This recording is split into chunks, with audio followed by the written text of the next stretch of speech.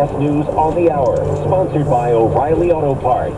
I'm Cammie McCormick. CDC vaccine advisors say not all babies need a hepatitis B shot at birth. Sabrina Cupid reports on today's vote. 8 votes yes and 3 votes no. The motion passes. A federal vaccine advisory committee has voted to end a long-standing recommendation that all U.S. babies get the hepatitis B vaccine on the day they're born. Dr. Cody Meisner voted no. And I will just say, we've heard do no harm is a moral imperative. We are doing harm. For decades, the government has advised that all babies be vaccinated against a liver infection right after birth. The shots are widely considered to be a public health success for preventing thousands of illnesses. Today's recommendation, which has to be accepted by the director of the CDC, would overturn a 30-year-old policy. The Supreme Court said today it will weigh in on President Trump's attempt to end birthright citizenship. Melissa Quinn is following. This birthright citizenship policy has been the cornerstone of the president's immigration agenda, but it has actually not yet taken effect. Every single lower court to weigh the constitutionality of this policy has ruled against the Trump administration and blocked the administration from enforcing it.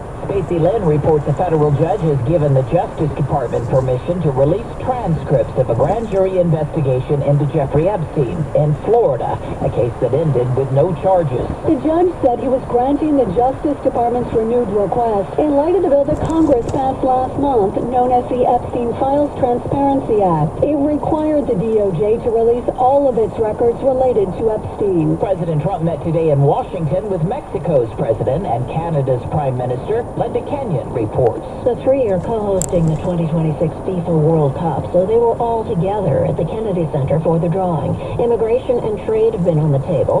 In addition, Mexico's President Sheinbaum has floated conversations about President Trump's U.S. military strikes against alleged drug trafficking boats in the Caribbean.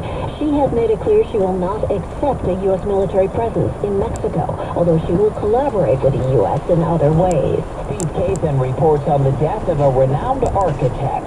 Architect Frank Gehry spent his career rethinking shapes and materials. His buildings, like the Walt Disney Concert Hall in Los Angeles, became tourist attractions in their own right. And President Obama noted his influence when he bestowed a Presidential Medal of Freedom Award in 2016. The idea of what architecture could be, he decided to upend.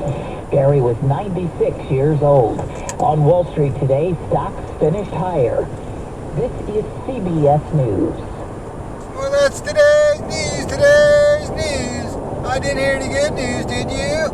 I didn't think so. I guess it's all about perspective. The glass is half full. Well, as always, I want to thank you again for coming along with me on these Dash Cam News adventures. You know the drill. Peace, love, and all that. He be jazz. Bye-bye, everybody. It's 52 degrees in Martinez.